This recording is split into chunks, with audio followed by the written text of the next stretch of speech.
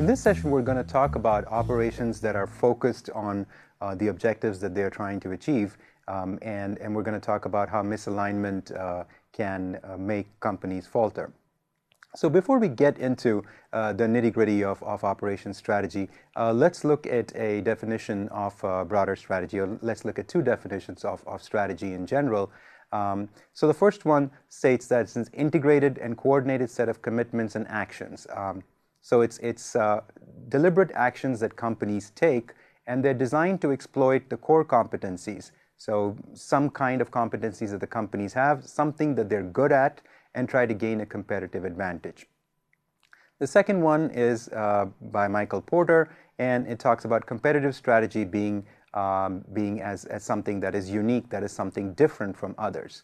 And the main reason that Porter points that out is that's how you get business that otherwise other companies would have taken away. Competitive strategy means deliberately choosing a different set of activities to deliver a unique mix of values. So given these definitions in the background, let's dive into the idea of operations strategy.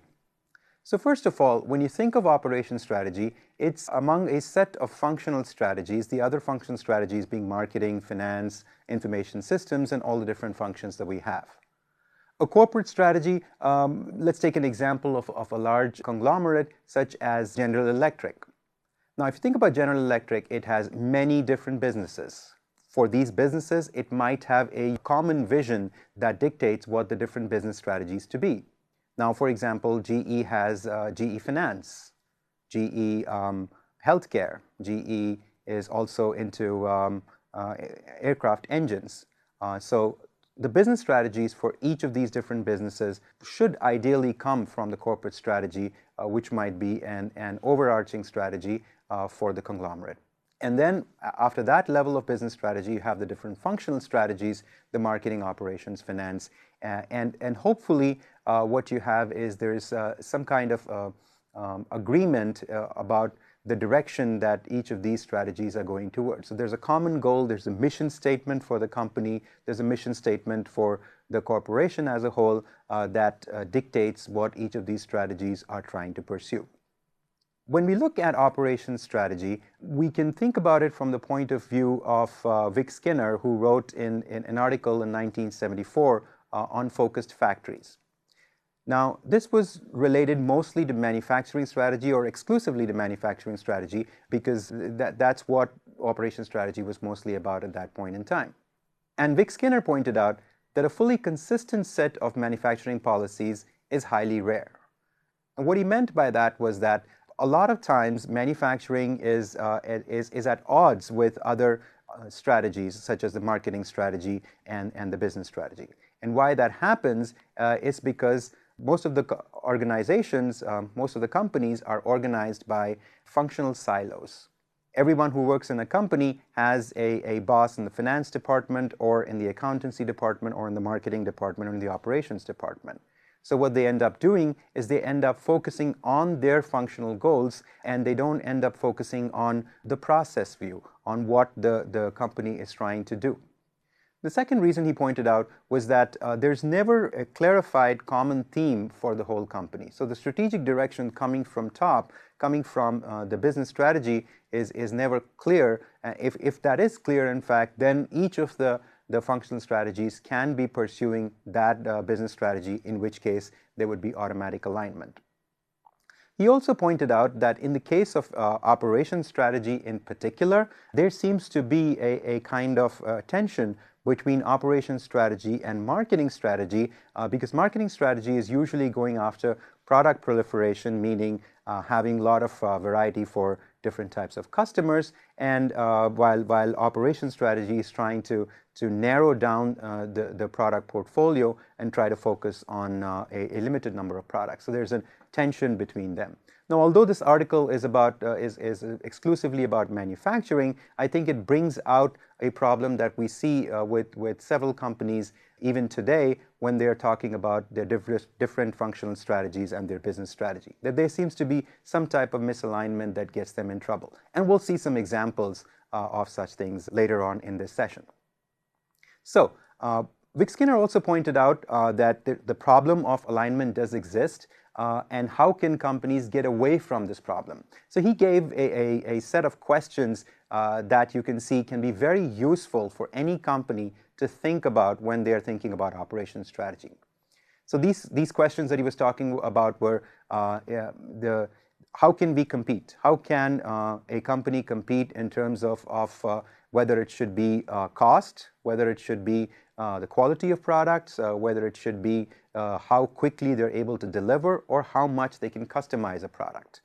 And he was contrasting this with the idea of how much a company can increase its productivity, which means exclusively focusing on cost. And his point was that when we're thinking about operations strategy, in his words, manufacturing strategy, companies tend to focus on cost exclusively, and that should not be the case, that they should focus on other requirements of customers as well as other competencies that operations can bring. Second, he pointed out that operations should be focusing upon increasing the efficiency of the system and not just of each one of the tasks, each one of the activities. And here you can see the tension between cost accounting numbers, where we are trying to look at the utilization of different parts of a company versus looking at how much a company is increasing its sales or decreasing its costs, or getting better sales from giving better operational competencies. So there he was pointing out that we should not just be focusing on labor efficiency or efficiency of particular machines, but we should be focusing on the total system efficiency. How does operations help increase sales dollars at the end of the day?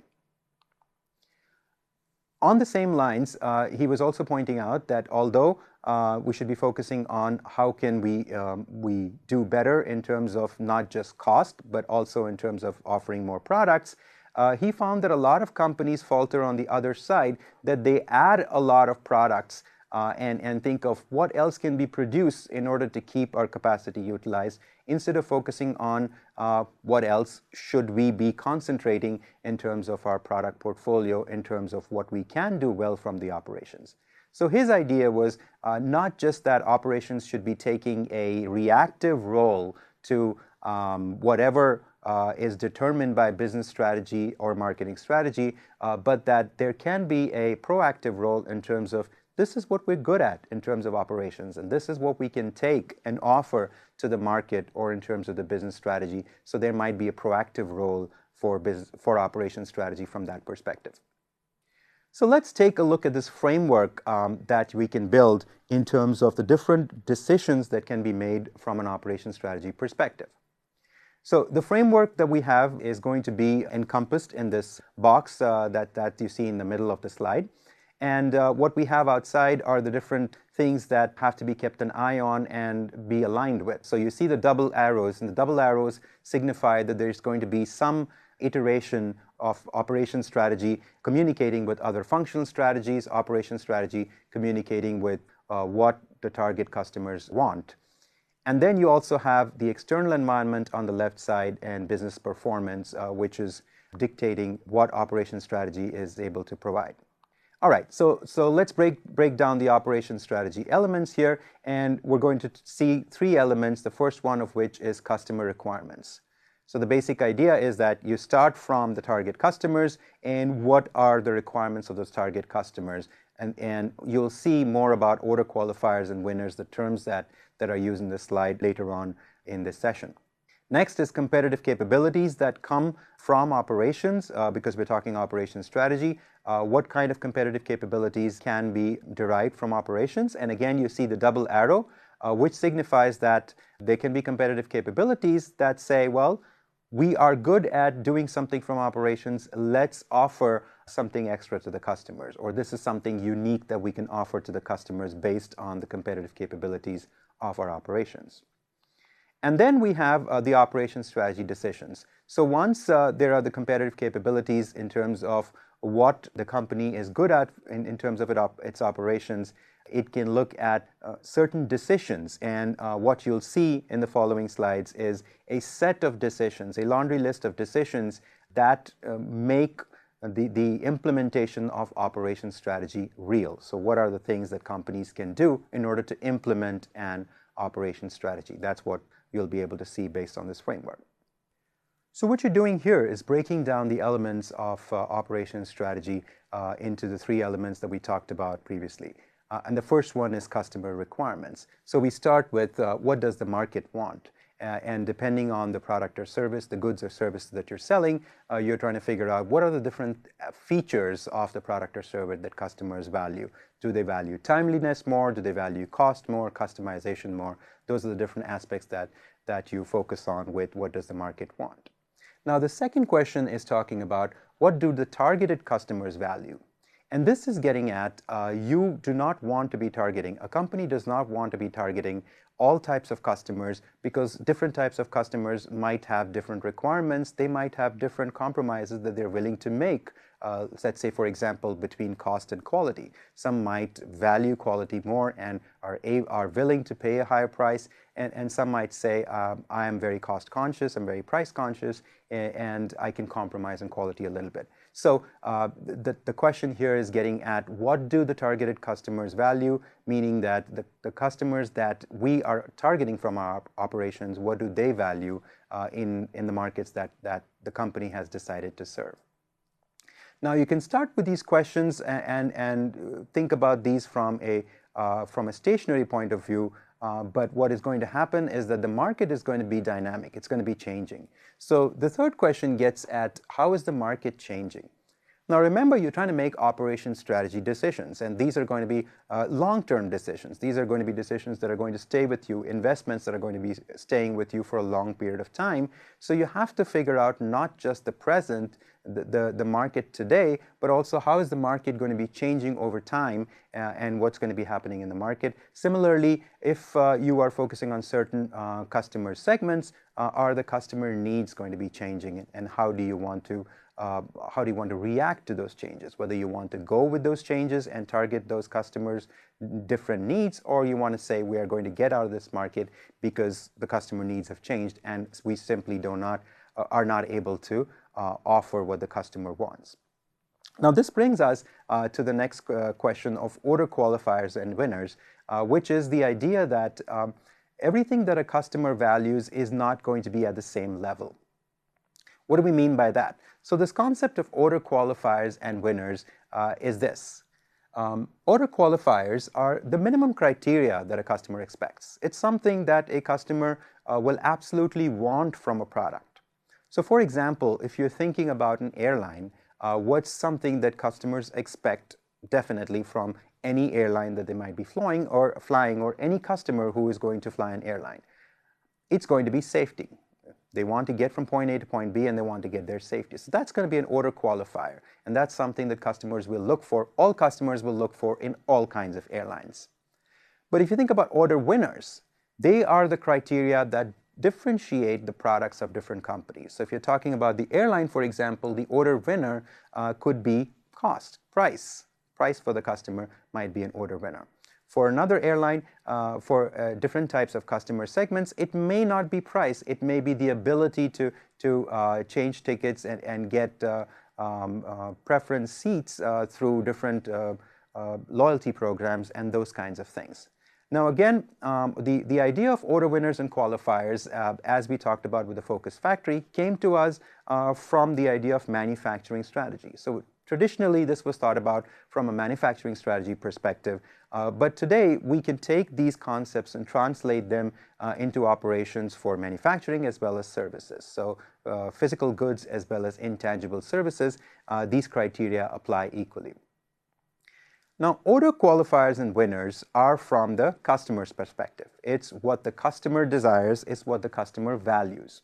From an operations capabilities perspective, you have to think about the questions in a very similar way, but it's sort of the other side of the picture. It's the company side of the picture. It's the operation from the point of view of what is the capability that the operation can provide.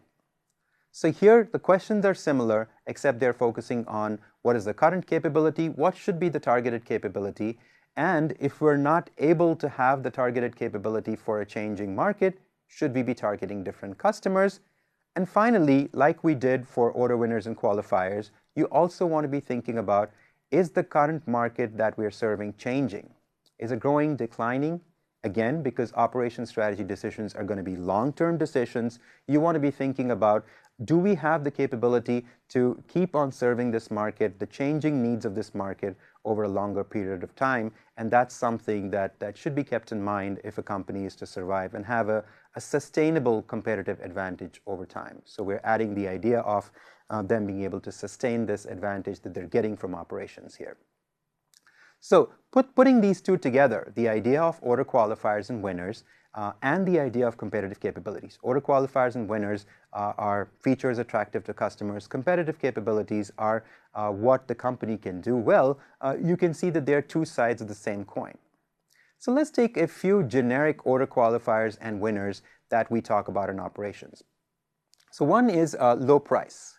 This is something that customers might desire. Now, if customers want low price, the competitive capability that must come from operations has to be low cost. They should be able to make things at a low cost to be able to offer them at a low price. The example company that I have up here for this is Walmart. Walmart is a company that is able to get lower prices from its suppliers and is able to pass them on because of its focus on keeping low inventories, keeping information about sales, and that's how it keeps its low inventories and is able to keep its costs low. Conformance quality is something else that customers might value. And we differentiate here between conformance quality and the idea of added features because conformance quality is what the customer expects in terms of the quality. So using the example of Rolls-Royce that I have here, there is a certain degree of quality that customers of Rolls-Royce cars expect. It's a high quality car and they have certain expectations of perfection in every feature of the car that they're going to purchase from Rolls-Royce. So for that, the competitive capability that the company would need would be very tight quality control. In terms of the other aspect of quality, adding more and more features, you could think about Apple computers or Apple phones as the products where there are many different features being added, and now with apps coming into the picture, even a phone is being enhanced in different ways and different features are being added to them. So that's the idea of quality improvement or quality enhancement from a competitive capability from an operations perspective. We've talked about cost, quality as being two competitive capabilities. The third capability that an operation can have can be the speed at which they are able to deliver products. And if the competitive capability for an operation is speed, it is able to cater to the customer need of fast delivery. And the example that you can think of here is Amazon, which in the US is able to deliver products to customers at a very fast pace. They've gone to 2-day shipping, 1-day shipping. In larger cities, they are even contemplating the use of drones to drop packages off to customers and deliver them within hours of them ordering something. So what you can see is the match between the competitive capability of speed with the order qualifier and winner, things that customers desire of fast delivery. Moving on, in terms of delivery, fast delivery is one thing, but the other aspect of delivery that customers might desire is reliable delivery. I don't care if you send it to me quickly or not, as long as you send it to me when you promised it to me. That's the idea of reliable delivery. And the competitive capability there is dependability. So if the company promises me something, it gets me there. Southwest Airlines is known for being low cost, but it's also known for its dependability. Getting from and to the gate for a particular flight on time is something that they pride themselves on, and they're dependable for that. The final two categories cater to different needs, changing needs of customers. So customers might value the capability of being able to change their orders, being able to get different products from a particular provider, and they might value the idea that even when they change their orders, the prices are not increased. And here are the two examples that I have are IKEA and Subway. IKEA is a company, is a furniture company that involves customers in assembling the product. So you get the product from IKEA, from their store, and then you go and assemble it on your own with the idea that they are giving you a lot of flexibility in how you're going to put together your furniture. You put it together in different combinations based on what they're able to provide you. For personalization, Subway Sandwiches is a company that is known in the US and has presence worldwide. Is a company that uses the idea of using customer involvement in the production process. Customers go and choose what they want in a sandwich and are able to customize their sandwich exactly to their needs. So the idea of customization is coming from using the customer to decide what exactly they want. So here I'm going to ask you to take these concepts, the idea of order winners and qualifiers, and apply it to a situation that you might be familiar with. So take any fast food chain that you know of, any fast food chain that you visit. In contrast, take any luxurious sit-down restaurant that you might have visited or that you would like to visit. So fast food restaurant versus a luxurious sit-down restaurant. Now, what you want to do with this is you want to think about the order qualifiers and winners of both these products that you care about. So for the fast food restaurant, what would be the order qualifiers, the essential criteria that you would want? And then on the other hand, the same kind of thing for the sit-down restaurant. Similarly, for the order winners, additional features that you would love to have, although you don't expect it, but you would love to have those for fast food versus a sit-down restaurant. So take these two kinds of services, two kinds of food providers, and think about the order qualifiers and winners for both. And then we'll come back and we'll compare the two lists.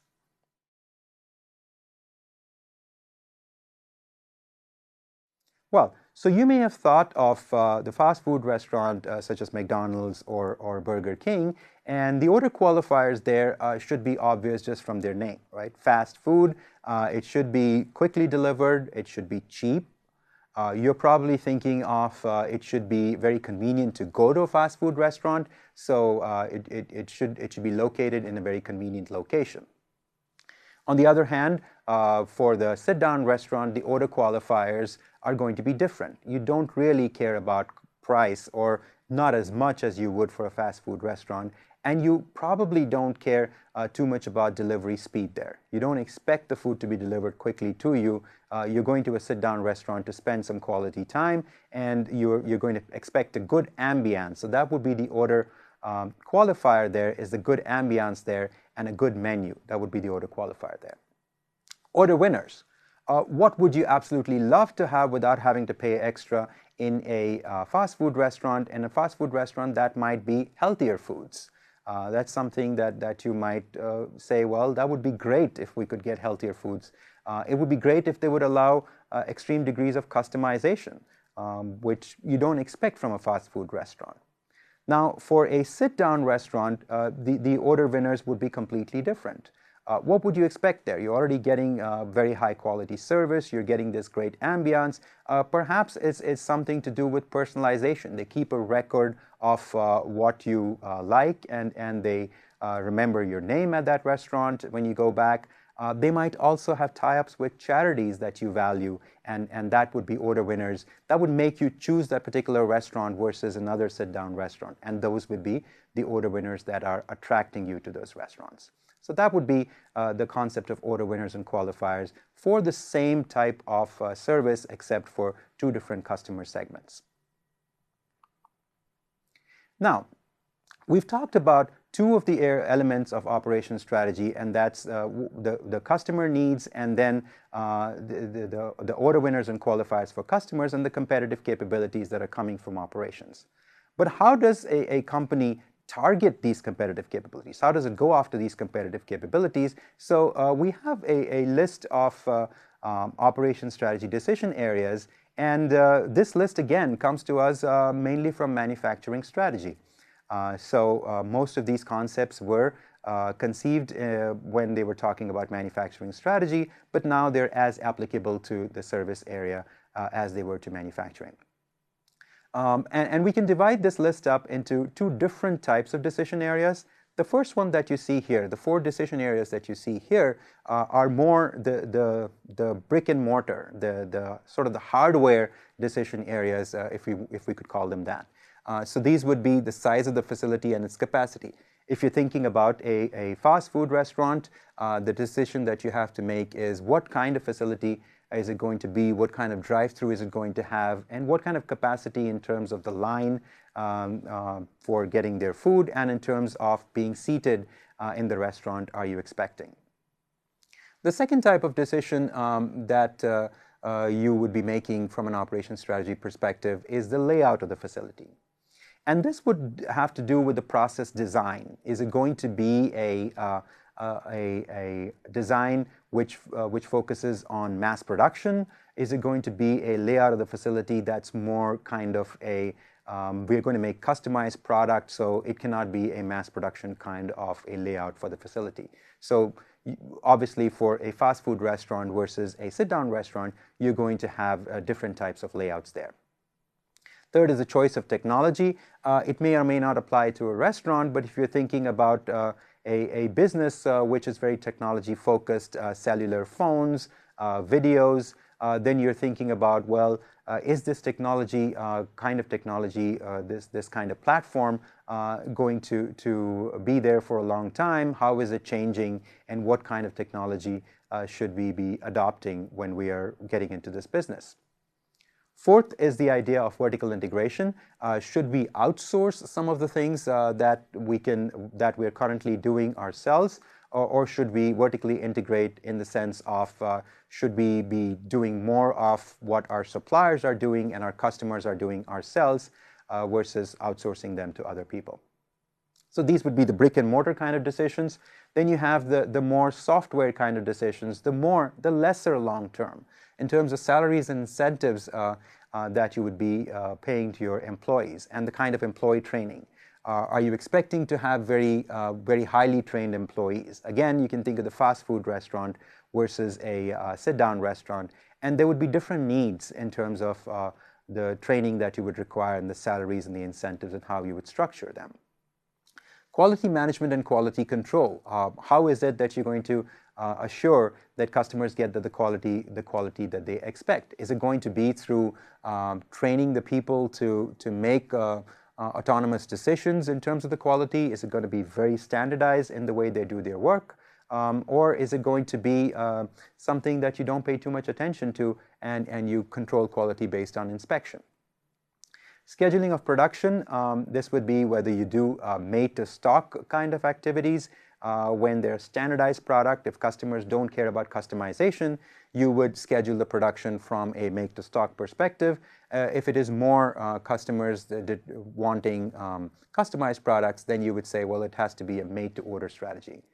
And then finally, the idea of whether it should be centralized versus decentralized control from an organizational structure perspective. Is the business, is the operation in each one of the different stores, in each one of the different facilities, is that going to be controlled from a central place, or is there going to be autonomy given to each one of the store managers, to the factory managers to make their own decisions? So these would be the different operation strategy decision areas that would play into coming up with a competitive advantage from operations. Now let's take a look at some examples of companies where the operations strategy did not match with their marketing strategy or their business strategy, which led to some problems that these companies had. Kmart is a retailer in the United States and had huge problems because they added things to their product mix that did not seem to make sense, did not seem to align with their overall business strategy. So they added a celebrity kind of products, celebrity kind of lines to their products, and they didn't think about the inventory management of those products versus their day-to-day lines of products that they had, and they did not plan the inventory management well. With the result that they had situations where there were a lot of empty shelves for certain products and there were a lot of overcrowded shelves for other products. So that something didn't seem to work for them there. Another example is Kodak. Kodak was very well known for its films, and when we had film types of cameras, they were a leading company, and its competitors were finding it very hard to break into their domain. Kodak was not a company that did not see the change coming in the technology. They were one of the pioneers of having the sharing of pictures through Kodak Share, and so they clearly were aware that there was change coming, and they didn't seem to be able to make that change to the technology. They remained more of a film-focused kind of a company when they were talking about pictures and photographs versus not moving into the digital space. The third company that you probably have heard of, it was very successful with cellular phones not too long ago, and now has completely disappeared after being bought by Microsoft Windows. They were mainly into the hardware for the phones, and when the market changed and software became as important as the hardware for cellular phones, that's something that they did not keep up with. So when phones moved to the smartphones kind of idea, Nokia was a company that could not keep up with that, and that's why they failed. So here are a couple of examples of fatal consequences for companies from not following alignment of operations strategy. A couple of other examples here to close off this idea of misalignment. Starbucks, a company that had faltered a little bit in terms of what they were trying to do. So in the words of their CEO, they were trying to be a large chain of coffee companies, which is not their intention apparently. Their intention is to be the neighborhood coffee shop. And they were faltering from that in the terms of opening too many stores without thinking about how they're going to deliver the supplies, how is their supply chain going to work, and that cost them in terms of their customer satisfaction rating, their sales from their stores. And since then, they've been able to bounce back because they took control of their supply chain mainly and started focusing on what their core market is and what they're trying to be. Another vivid example in the recent past, Toyota, a company that is very well known for the quality of its cars and the choice it gives to customers, had production issues. They had several recalls because a postmortem of their own self found that they were offering too many choices. They had given too many choices to customers. Their product complexity had increased a lot, because of which they were not able to keep up with their quality, and that's what caused those problems. And again, since then, the company has been able to revive from this problem and has been able to survive. So you can see companies that we find as being very well known in their markets can also falter in terms of their operation strategy.